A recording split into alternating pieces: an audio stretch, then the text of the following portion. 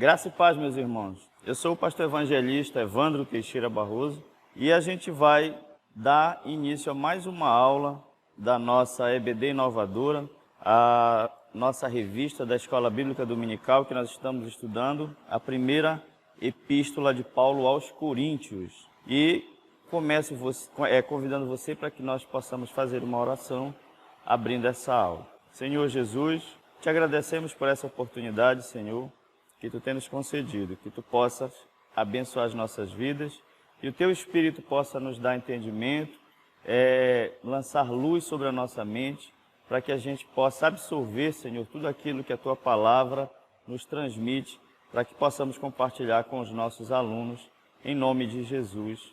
Amém. A nossa lição, a lição de número 7, que tem como assunto da lição 1 Coríntios, capítulo 9, Paulo, exemplo de liberdade. O texto áureo diz assim: fiz-me fraco para com os fracos, com o fim de ganhar os fracos. Fiz-me tudo para com todos, com o fim de, por todos os modos, salvar alguns. 1 Coríntios, capítulo 9, verso 22. A verdade prática, o compromisso com o Evangelho é maior do que qualquer direito pessoal. Nós temos 3 objetivos na nossa lição, e o primeiro deles é atestar a autenticidade do apostolado de Paulo. O primeiro objetivo é atestar a autenticidade do apóstolo Paulo. Segundo é entender que vale a pena abrir mão de alguns direitos em prol do reino de Deus. Terceiro é aprender com o exemplo de liberdade e renúncia de Paulo. Então nós vamos dar início à nossa aula, tá? Lá na nossa introdução, o comentarista ele diz da seguinte forma: no capítulo 8, vimos que a liberdade do cristão não é regida pelos seus direitos, mas pelo amor ao próximo. Na verdade, o capítulo 9 ele é praticamente uma continuação do capítulo 8, com a diferença de que no capítulo 9, Paulo ele ilustra o seu próprio, ele mesmo como exemplo de liberdade e de abrir mão dessa liberdade em prol, no caso do capítulo 8, quando a gente estudou acerca dos alimentos sacrificados aos ídolos, a gente viu que tinha algumas pessoas que ainda não tinham uma maturidade cristã suficiente para entender que o ídolo não é nada, como a gente já estudou lá no capítulo 8. E, no entanto, essa liberdade que os crentes que eram mais maduros na fé, eles deveriam usar essa liberdade para que pudessem, de uma certa forma, entender os cristãos que tinham uma mentalidade cristã menos desenvolvida que eles. E aí Paulo se usa como esse exemplo de liberdade, tá? E de abrir mão dessa liberdade em prol dos outros cristãos que não tinham assim tanta essa capacidade de compreender. A gente vê aqui, primeiro, a questão da autenticidade, tá? A autenticidade do chamado, a autenticidade dos direitos e a autenticidade da liberdade. A autenticidade, subponto 1, a autenticidade do chamado. 1 Coríntios 9, 1, ele diz assim: não sou eu porventura livre? Não sou apóstolo? Não vi Jesus nosso Senhor? Acaso não sois frutos do meu trabalho no Senhor? Então Paulo começa fazendo no verso 1 algumas perguntas em que ele tenta mostrar para os coríntios, para a igreja de Corinto, que ele tem o discipulado autêntico. Ele aproveita essa oportunidade também para defender-se das acusações de alguns que acreditavam e que pregavam que Paulo não teria esse chamado apostólico. Então ele começa justamente mostrando a autenticidade do seu apostolado, fazendo algumas perguntas retóricas para os crentes lá da igreja de Corinto. A gente vê aqui que alguns crentes eles não tinham Paulo como um apóstolo autêntico, né? A gente pode observar lá o apóstolo Pedro, lá em Atos capítulo 1, verso 15, verso ao 26, Pedro colocando alguns requisitos para que fosse preenchido o apostolado deixado por Judas. E ele faz alguns requisitos para que outro possa tomar o lugar de Judas. O apóstolo Pedro ele tem essa iniciativa de preencher, e aí é escolhido Matias.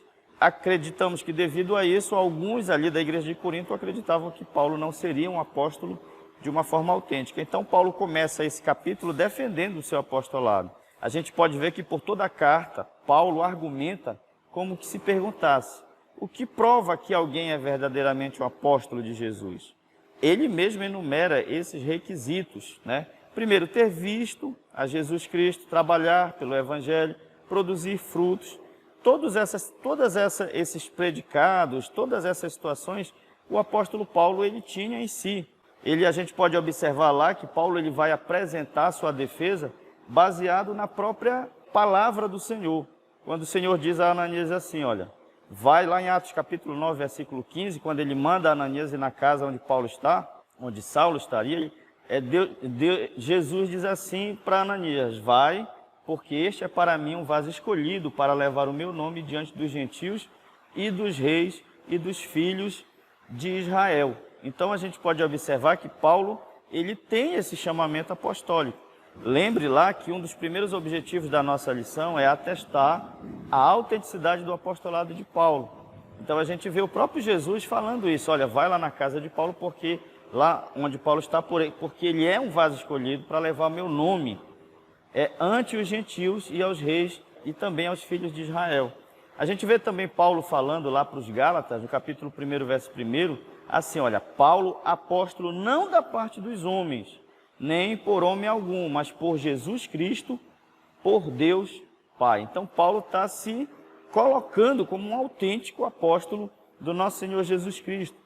Escrevendo para Timóteo, lá na primeira epístola, no capítulo 1, verso 1, ele também diz assim: Paulo, apóstolo de Jesus Cristo, segundo o mandado de Deus, nosso Salvador, e do Senhor Jesus Cristo, esperança nossa. Então a gente pode observar que o apóstolo Paulo ele tem esse chamado apostólico e ele vai defender para os crentes da igreja de Corinto esse chamado. E a gente pode observar aqui em algumas referências que a gente já pôde comprovar.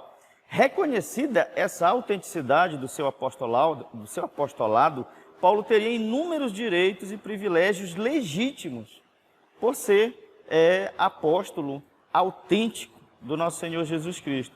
No entanto, ele resolve abrir mão de todos esses direitos, esses privilégios, para que ele possa pregar ali na igreja de Corinto de uma forma mais livre, né? Paulo não tem, como o comentarista diz aqui, ele não tem esse cuidado, ele tem esse cuidado de não afirmar que os coríntios são igreja sua, ou de sugerir que ele é a causa da salvação dos crentes ali de Corinto. Antes, Corinto é lavoura de Deus, edifício de Deus. Então, nesse primeiro subponto, a gente vê o apóstolo Paulo defendendo a autenticidade do seu chamado. O segundo subponto, a gente vai ver a autenticidade dos direitos. Se Paulo ele é um apóstolo legítimo, então ele tem alguns direitos que ele poderia usufruir ali na igreja de Corinto.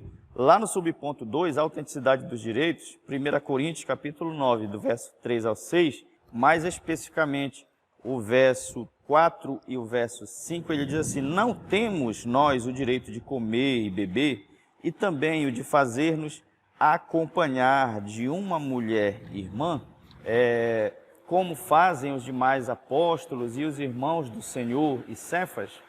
Paulo, a gente observa aqui que como ele tem essa autenticidade do seu chamado apostólico, ele também tem essa autenticidade, ele também tem direitos de usufruir das benesses que esse apostolado poderia lhe proporcionar. Primeiro, o direito ao suporte da igreja no tocante ao sustento ministerial. Ele é digno do seu trabalho. Tanto é que lá ele cita, a gente pode observar ele falando para Timóteo, lá na primeira epístola, no capítulo 5, verso 18, ele dizendo que o trabalhador é digno do seu salário, do seu trabalho. O trabalhador é digno do seu salário. Então, ele tem esse direito, ele tem esse direito a esse suporte no tocante ao sustento do seu ministério apostólico na igreja de Corinto. Segundo direito que a gente pode ver ele mencionando aqui é que ele abdica do direito de se casar e de fazer acompanhar de sua esposa, mulher, irmã, como faziam os demais apóstolos e os irmãos do Senhor. No caso, ele também pode citar aqui o apóstolo Pedro.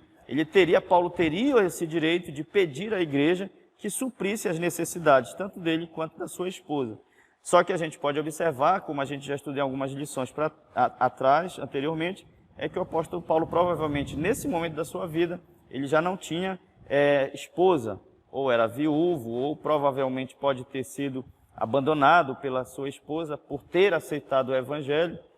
Existem várias correntes de pensamento em relação a isso, mas o caso é que nesse momento da vida de Paulo, ele está no estado de solteiro.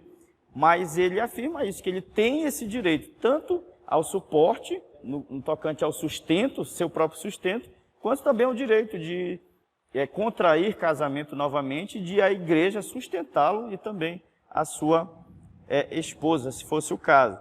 Ele faz a defesa tanto do seu apostolado, quanto também dos direitos que esse apostolado pode lhe proporcionar. A gente pode observar lá que também, lá falando para a igreja de Tessalônica, lá no capítulo 3, no verso 8, Paulo diz assim, nem de graça comemos o pão de homem algum, mas com trabalho e fadiga, trabalhando noite e dia, para não sermos pesados a nenhum de vós, não porque não tivéssemos autoridade, mas para vos dar em nós mesmos o exemplo para nos imitardes. Ou seja, ele tem direito a esse sustento, mas ele faz questão de abrir mão desse sustento que as igrejas poderiam lhe proporcionar, para que ele possa, de uma maneira mais livre, poder pregar o Evangelho. Falando aos Gálatas, lá no capítulo 6, verso 6, ele diz assim, e o que é instruído na palavra, reparta de todos os seus bens com aquele que o instrui. Aqui a gente tem um ensinamento maravilhoso, por exemplo, no tocante à questão dos dízimos e das ofertas. O crente, o servo de Deus, ele precisa dividir todos os seus bens com aquele que o instrui na palavra. Existem muitas situações em que a gente, muitas das vezes, é levado a dizimar em outros lugares, a outros líderes, mas se a gente observar o que Paulo nos recomenda, é o que é instruído na palavra, ele deve repartir de todos os seus bens com aquele que o instrui. Então a gente observa esses dois primeiros subpontos, a autenticidade do seu chamado.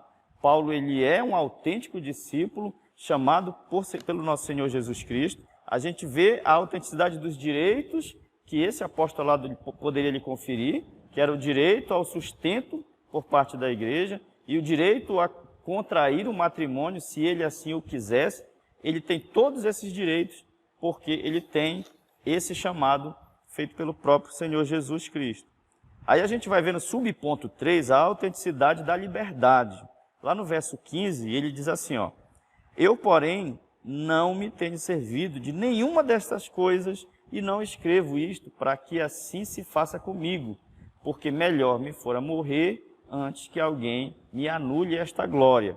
Aqui a gente vê essa autenticidade dessa liberdade que ele tem, de abrir mão de direitos que ele poderia ter em prol da glória de poder anunciar, de poder pregar o Evangelho. O que é que a gente pode ver aqui? Que embora como o comentarista diz aqui, embora ele tivesse todos esses direitos, Paulo exerce essa liberdade de poder abrir mão de muitos deles por um objetivo maior e sim ilustra a aplicação autêntica e equilibrada da ética cristã. Ele tem todos os direitos por ser o fundador da igreja lá em Corinto, mas ele abre mão de tudo isso, ele usa essa liberdade dele de abrir mão dos direitos dele para poder pregar de uma maneira mais livre para os crentes lá da igreja de Corinto. A segunda situação é que a gente vê aqui que ele em nenhum momento ele condena os direitos do sustento ministerial e do casamento, como a gente já viu anteriormente. Ele não, em nenhum momento ele condena. Se a gente for ver ao longo das epístolas, ele faz reafirmar isso, como a gente já leu em algumas referências aqui, que o trabalhador é digno do seu salário, que aquele que é instruído na palavra deve repartir de todos os seus bens com aquele que o instrui, e assim por assim vai. Então a gente pode observar isso, que ele abre mão desses direitos, usando a liberdade que ele tem, que ele não condena o direito do sustento ministerial e nem a questão do casamento, e ele destaca aqui como prioridade principal e superior da questão da renúncia. Ele faz essa renúncia desses direitos pessoais e legítimos em benefício à causa do Evangelho, em benefício à pregação do Evangelho. E a preocupação que Paulo tem aqui é de que alguns cristãos que se julgam fortes não levem os cristãos mais fracos a perderem a fé. Lembre que esse capítulo 9 ele é praticamente a continuação do capítulo 8, onde ele fala sobre a questão dos alimentos sacrificados a ídolos e que alguns crentes que tinham a sua mente, o seu entendimento, a sua maturidade cristã não muito desenvolvida ainda, eles achavam aquilo um escândalo, mesmo a gente sabendo que o ídolo em si não é nada. Então, tudo esse apanhado que ele faz aqui é com a preocupação de que os cristãos que se julgam fortes não levem os cristãos mais fracos a perderem a sua fé. Então, aqui a gente termina esse primeiro ponto, onde a gente observa a autenticidade, tanto do chamado, quanto dos direitos e também da liberdade cristã do apóstolo Paulo. A gente acaba lembrando do próprio Jesus, quando lá o próprio apóstolo Paulo, falando lá aos Filipenses, ele diz assim: tende vós aquele sentimento que houve também em Cristo Jesus, que subsistindo em forma de Deus, não considerou ser igual a Deus, mas esvaziou-se a si mesmo, tomando forma de servo, tornando-se semelhante aos homens, e achado na forma de homem, humilhou-se a si mesmo, tornando-se obediente até a morte e morte de cruz. A gente vê aqui o próprio Filho de Deus e o apóstolo Paulo usando o exemplo de Jesus, que tem essa liberdade de abrir mão de alguns direitos em prol de algo muito maior, a pregação do Evangelho de uma maneira mais plena, de uma maneira mais livre. Aí nós vamos para o segundo ponto, onde a gente vai tratar dos direitos que Paulo falou no primeiro ponto, a gente vai tratar de uma maneira mais específica, tá?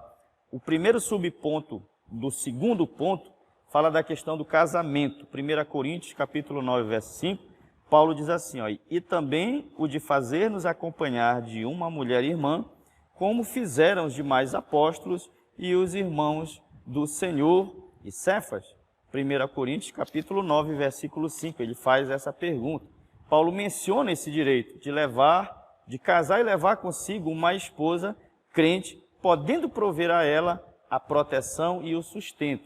Então a gente pode observar aqui, e até o apóstolo ele usa o exemplo de alguns, né, como os demais apóstolos, os irmãos do Senhor, no caso os irmãos de sangue de Jesus. A gente pode ver que Tiago se transformou num grande líder da igreja de Jerusalém, Tiago, o irmão do Senhor, Cefas, o apóstolo Pedro. Provavelmente há uma corrente de pensamento que diz que Pedro pode ter visitado Corinto, e aí Paulo usa todos esses argumentos, dizendo, os outros não têm esses direitos? Será que eu também não tenho esse direito de contrair um casamento, de viajar com uma esposa, já que esse era o costume que os líderes tinham, os líderes da igreja naquela época, de fazer as suas viagens evangelísticas acompanhados pelas suas esposas, né? Será que Paulo não tem esse direito também? Será que só ele e Barnabé, como ele diz mais lá na frente, não pode deixar de trabalhar? Então, esse é o primeiro direito que ele traz a questão aqui em relação aos direitos na questão do casamento. Aqui no verso 6 é interessante que ele diz assim, somente eu e Barnabé não temos o direito de deixar de trabalhar. Outra pergunta que ele faz no tocante à igreja lá de Corinto em relação aos direitos, em relação à questão do casamento. Outra situação no subponto 2 é o sustento. 1 Coríntios capítulo 9, verso 7, ele diz assim, ó, quem jamais vai à guerra à sua própria custa? Quem planta a vinha e não come do seu fruto?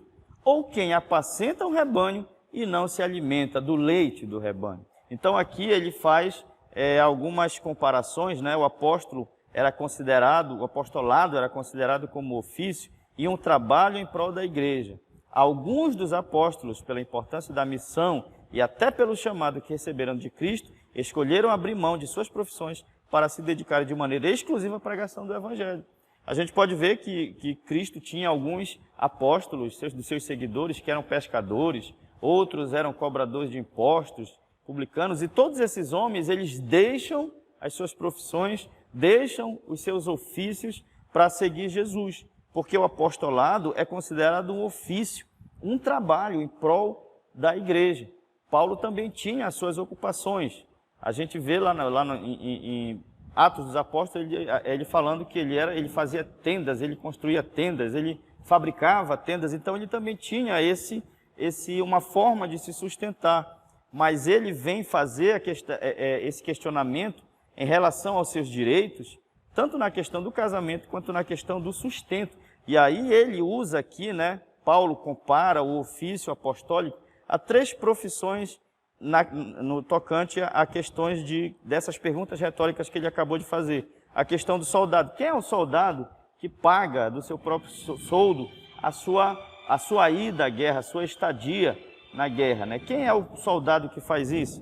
Lá no verso 7, né? Ou quem planta uma vinha e não tem o direito de comer do fruto dessa vinha, né? Ou quem apacenta um rebanho e não se alimenta do leite do rebanho. Então Paulo vem fazer essas perguntas para mostrar para aqueles crentes, para mostrar para aquela igreja que ele tinha esse direito ali. Seria justo que ele precisasse ir ao mercado, o agricultor, ele precisaria ir ao mercado comprar legumes, né? Ou qual é o pastor que, após cuidar do rebanho, tem que ir comprar 1 litro de leite para alimentar assim a sua família? Ou seja, esses profissionais, esses mestres nesses ofícios, eles têm o direito de usufruir daquilo que eles trabalham, daquilo que eles produzem.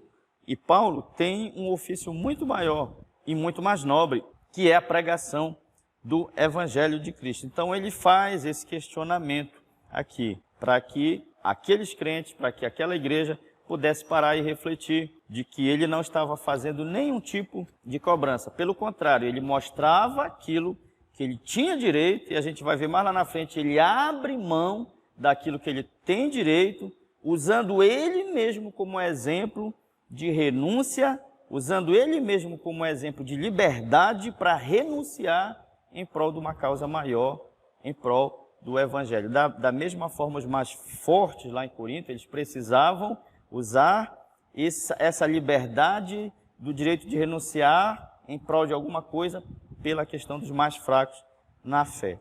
A gente vai observar agora, lá na questão da legalidade. Tudo isso que Paulo está falando aqui, ele não está falando dele mesmo, ele não está falando de algo que instalou na cabeça dele, ele resolveu ditar essas regras, vamos dizer assim.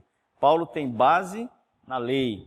Aí a gente vai no subponto 3, a legalidade, 1 Coríntios, capítulo 9, versos 9 e 10. Mas antes a gente vai ler o verso 8, para que o entendimento fique mais claro. Ele diz assim no verso 8, porventura falo isto como homem ou não o diz também a lei? Uma pergunta retórica. Aí ele começa falando lá no verso 9, ele diz assim, legalidade, 1 Coríntios 9, 8 ao 11. Ele diz assim, porque na lei de Moisés está escrito, não atarás a boca ao boi quando pisa o trigo. Acaso é com bois que Deus se preocupa? Ou é seguramente por nós que ele o diz?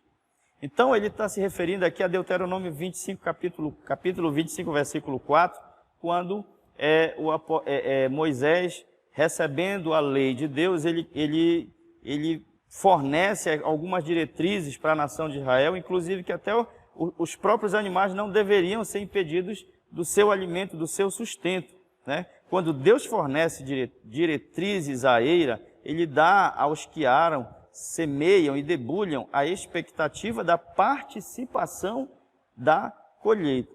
Ou seja, tudo que Paulo está falando aqui, ele está falando baseado na lei. Tudo aquilo que ele está falando aqui, ele tem um respaldo para falar dessa forma. E esse respaldo vem da própria lei. A gente pode ver o próprio Senhor Jesus Cristo, lá no capítulo 10 de Lucas, nas instruções aos seus seguidores, quando ele envia os missionários, ele diz assim, permanecei na mesma casa, comendo e bebendo do que eles tiverem, porque digno é o trabalhador do seu salário.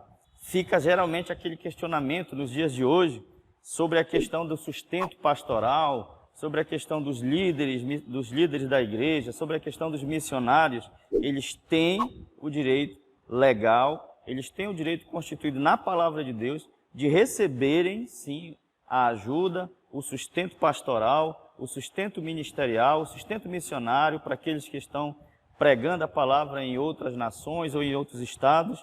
E tudo a gente pode observar, tirar desse ensinamento que Paulo está dando aos coríntios, à igreja de Corinto, na questão a alguns direitos que o apostolado lhe dá, da questão do sustento, do casamento, e tudo isso baseado na legalidade da lei de Moisés. Serve como ensino para nós nos dias de hoje, repito, na dispensação da igreja, esse dever que temos como igreja do Senhor de sustentar, de manter aqueles que compartilham as coisas espirituais conosco, aqueles que nos alimentam na questão da nossa espiritualidade, aqueles que nos alimentam da palavra, aqueles que pregam o evangelho em outras culturas, em outras localidades. Nós precisamos também receber esse ensinamento para que a gente não caia em pensamentos humanistas, em pensamentos de oposição à igreja, que procuram geralmente bater nessa questão aí, da questão econômica, para poder tirar da mente das pessoas esse ensinamento básico que o Senhor Jesus Cristo nos dá, de sermos responsáveis pela questão do sustento dos nossos líderes espirituais, daquilo que Paulo nos traz esse ensinamento importante também para os dias de hoje. Lá no último parágrafo da questão da legalidade, o comentarista até diz assim, olha, até dos animais Deus cuidava e impediu que se atasse a boca do boi quando trabalhava. Paulo demonstra que não é somente com os animais que Deus está preocupado, mas com o obreiro que trabalha na obra para que viva dignamente. Então isso fica esse ensinamento bem atual para a gente nos nossos dias. No terceiro ponto a gente vai falar da renúncia. Paulo está falando de tudo isso, ele é um apóstolo, ele é chamado por Deus, ele tem a autenticidade de seu apostolado. Esse apostolado lhe dá direitos, ele tem direitos, e a lei defende isso, ele tem respaldo da lei, mas agora ele vai mostrar que ele renuncia a tudo isso, ele é livre para renunciar tudo a isso em prol de algo muito mais nobre, a pregação do Evangelho. Primeiro subponto, liberdade para renunciar. 1 Coríntios capítulo 9, verso 12, ele diz assim, ó, entretanto, não usamos desses direitos, antes suportamos tudo para não criarmos qualquer obstáculo ao Evangelho de Cristo. Os coríntios, eles se orgulhavam de seus direitos, e se Paulo tinha algo do que ele poderia se orgulhar, era de ter abdicado de seus direitos. Em outras palavras, o orgulho de Paulo é um não orgulho. Então, o que é que Paulo vem nos ensinar aqui? Que ele tem essa liberdade. Ele é livre para comer o que ele quiser comer, para ter o direito ao sustento pastoral da igreja, para contrair um casamento, para poder viajar com uma esposa. Ele tem direito a tudo isso, e ele é livre para isso, mas ele abre mão, ele renuncia a essa liberdade em prol da pregação da palavra de Deus. Nesse caso específico, ele preferia abrir mão para não criar embaraços à pregação do Evangelho na cidade de Corinto. A gente pode pegar um texto lá da segunda epístola de Paulo aos Coríntios, lá no capítulo 11, versículo 7, lá na segunda epístola ele vai defender o seu apostolado de uma maneira muito mais incisiva. Lá em 2 Coríntios 11, 7, ele diz assim para os coríntios, pequei porventura, humilhando-me a mim mesmo, para que vós fosseis exaltados, porque de graça vos anunciei o Evangelho de Deus? Ele pergunta. No verso 9 ele diz assim, porque os irmãos que vieram da Macedônia supriram a minha necessidade, e em tudo me guardei de vós ser pesado, e ainda me guardarei. Ou seja, ele está dizendo aqui, eu estou abrindo mão de tudo aquilo que eu tenho direito de receber de vocês. E aí ele ainda diz assim, eu pequei, me humilhando a mim mesmo, para que vocês fossem exaltados, porque de graça eu anunciei o Evangelho de Deus para vocês. Então, Paulo é consciente daquilo que ele tem direito, daquilo que ele poderia exigir, mas ele abre mão de tudo isso, para, de uma forma didática, ensinar aqueles irmãos ali em uma outra circunstância. Como eu repito, o capítulo 9 é uma continuação do 8, e os coríntios deveriam pegar o exemplo de Paulo e aplicar suas próprias vidas para usarem a sua liberdade para renunciar em prol de algo mais nobre. No caso, a consciência de um irmão mais fraco que via, por exemplo, o alimento sacrificado aos ídolos como algo horrível ainda naquele momento, naquela circunstância. Então, Paulo ele abre mão dessa liberdade para renunciar a esses direitos. E Paulo, isso é bem pertinente à personalidade de Paulo como homem e a de Paulo como ministro do Evangelho. Porque se você vê lá em Tessalônica, ele também usa esse mesmo argumento. Lá em 1 Tessalonicenses 2,6, ele diz assim, ó, e não buscamos a glória dos homens, nem de vós, nem de outros, ainda que podíamos, como apóstolos de Cristo, ser-vos pesados. Ou seja, ele diz, eu não uso dessa glória de homens aqui nenhum de vós, nem ainda que eu poderia fazer isso, como apóstolo de Cristo, de ser pesado para vocês, de exigir alguma coisa de vocês, de cobrar o sustento que eu tenho direito, que está baseado na lei. Eu poderia fazer isso, mas eu não faço isso. Por quê? Em prol dessa liberdade que eu tenho, eu uso ela para renunciar a esses meus direitos, para que vocês possam aprender comigo e também praticarem na vida cristã de vocês. É importante, é exatamente pelo fato de Paulo haver renunciado aos seus direitos, que ele tem liberdade de pregar o evangelho plenamente. Então esse ensinamento é muito importante. O capítulo 8, ele não se esvazia nele em si. Ele tem um desdobramento lá no capítulo 9. É importante o professor ter isso em mente, né? Alguém, em algum momento, fez as epígrafes dos capítulos da Bíblia, mas isso aqui é uma carta. E o capítulo 9 ele acaba sendo uma continuação do capítulo 8, mas sobre um outro ponto de vista. Ele defende o apostolado, ele usa ele mesmo como exemplo prático, vivo, de como eles devem tratar os seus irmãos. Aí a gente vai para o subponto 2, onde o subponto fala sobre renunciar para pregar a todos. 1 Coríntios, capítulo 9, verso 22, ele diz assim, ó, fiz-me fraco para com os fracos, com o fim de ganhar os fracos. Fiz-me tudo para com todos, com o fim de, por todos os modos, salvar alguns. O comentarista diz assim, ó, o contexto de se fazer tudo para com todos demonstra a disposição de Paulo de abrir mão de seus direitos pessoais e de comportamentos que possam prejudicar a fé dos cristãos mais fracos. O que é que ele diz lá na questão do capítulo 8? Ele diz assim, olha, se meu irmão se ofende por eu comer carne, eu nunca mais na vida vou comer carne. Embora eu saiba que o ídolo em si não é nada, que aquilo ali é um demônio que está por ali por trás daquela imagem, mas se o meu irmão se ofende em eu comer carne, eu nunca mais vou comer carne. Então, ele está usando esse contexto aqui, como o comentarista diz, de fazer tudo para com todo, para demonstrar a disposição de abrir mãos dos seus direitos pessoais e de comportamentos que possam prejudicar a fé dos cristãos mais fracos. Aí a gente observa aqui que o comentarista diz, e é bem verdade, que Paulo está tratando aqui de dois pontos de tensão entre os coríntios, das áreas que geravam conflitos entre os fortes, que exigiam certos direitos, e os fracos, cuja fé era prejudicada ou dificultada em razão dessas divergências. Ou seja, aqueles maduros na fé sabiam que eles não estavam ganhando nada se comesse e deixando de ganhar alguma coisa se não comesse, no tocante aos alimentos sacrificados aos ídolos. O maduro na fé sabe disso, mas o frágil na fé, aquele que ainda não desenvolveu a sua mentalidade cristã, ele achava aquilo ali um traje, não poderia. Então Paulo vem dentro desse contexto, ele procurava de uma certa forma ganhar terreno comum com qualquer que fosse o tipo de pessoa que ele queria falar de Cristo para a salvação. E a gente vê Paulo fazendo isso. Lembra lá na segunda viagem missionária, quando ele, lá no capítulo 16, verso 3 de Atos, quando ele encontra Timóteo, ele resolve circuncidar Timóteo. Por quê? Por causa dos judeus, porque Timóteo não era filho de um judeu, era filho de um grego com uma mãe judia. Então, para que a mentalidade dos judeus não fosse ofendida, ele resolve circuncidar Timóteo. Pode parecer até aquela questão, mas Paulo está fazendo isso por causa dos outros? Sim, por causa dos outros. Paulo está preocupado com o que os outros estão pensando sobre ele.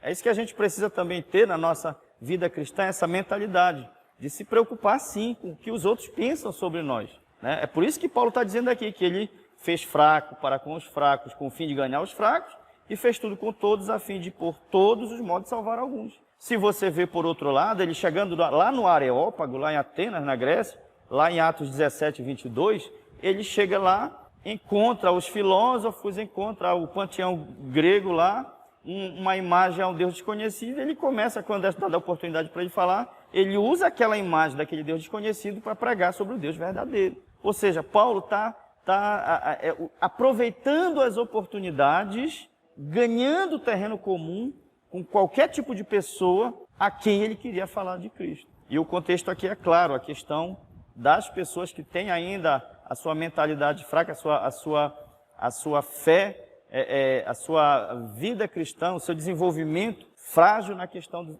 em relação aos alimentos sacrificados a ídolos. Então, ele vai deixar de comer carne para não ofender os cristãos que ainda não desenvolveram a sua total maturidade cristã.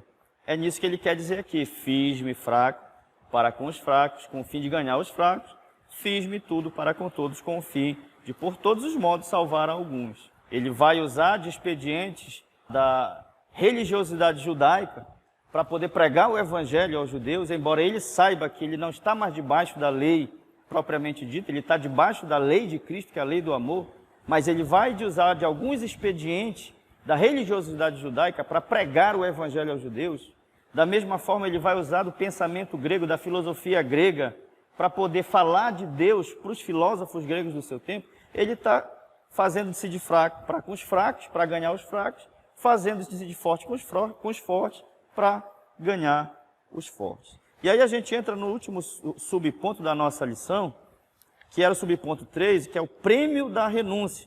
Lá o capítulo 9, verso 25, ele diz assim, ó: e todo aquele que luta, de tudo se abstém. Eles o fazem para alcançar uma coroa corruptível, nós, porém, uma incorruptível. Aí os famosos jogos ístmicos, ele faz essa citação aos jogos ístmicos. A gente aprendeu lá na introdução da epístola, né, que os jogos ístmicos eles eram realizados de 2 em 2 anos. Ele tinha essa rivalidade com os Jogos Olímpicos, que era realizado lá em Olímpia, e que era realizado de 4 em 4 anos, e ainda hoje até é realizado. Só que os jogos ístmicos eram realizados na cidade de Corinto, e ali havia a prática esportiva, e Paulo vem usar essa questão, essa prática esportiva para ensinar algumas coisas ali para os crentes de Corinto. Os famosos jogos ístmicos, um dos mais importantes, eventos atléticos daquela época, né? O outro era os Jogos Olímpicos, eram patrocinados e realizados a cada 2 anos lá em Corinto. O que é que ele ensina isso? É óbvio que o atleta compete para receber um prêmio, que deve ser igualmente óbvio que cada cristão concentra-se em alcançar seu objetivo de se tornarem semelhantes a Cristo. Ora, aqueles atletas, eles tinham essa disputa, eles brigavam para conseguir uma coroa de algum tipo de vegetal, uma coroa feita de folha de pinheiro, de aipo silvestre, de louro. Todo aquele exercício, toda aquela prática esportiva, ela servia para aqueles atletas conquistarem essas coroas de vegetais que não demoravam muito tempo, elas deixavam de ter, porque era vegetal.